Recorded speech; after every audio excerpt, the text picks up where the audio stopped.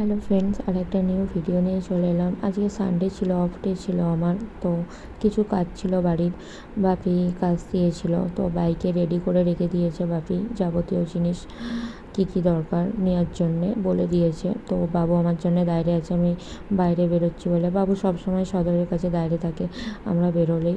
তো আমার বাইকের মোবিলটা একটু নষ্ট হয়ে গেছে, এবার মোবিল চেঞ্জ করার জন্য আমি মল্লিকপুরে নিতে চলে গেলাম। তারপরে এই দোকান থেকেই আমি সব বাইকের যাবতীয় জিনিসপত্র সব কিনি। দাদাকে বললাম, দাদা আমি যে মোবিলটা নিই সেটা দিয়ে দিল, পেমেন্ট করে নিয়ে এবার ডিজেলের কাছে চলে এলাম ডিজেল নিতে। তো ডিজেল নেওয়া হয়ে বাড়ি চলে এলাম।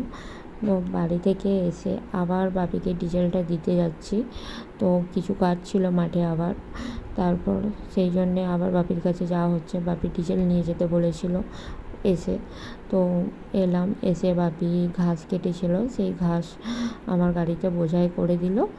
তো বোঝাই করে দেওয়ার পর বাপির কাছে কিছুক্ষণ ছিলাম, থাকার পর আবার রিটার্ন করে এসে আবার গাড়িতে মোবিলটা চেঞ্জ করার জন্যে তো দাদার একটা গ্যারেজে যাব, সেখানে আমি চেঞ্জ করব।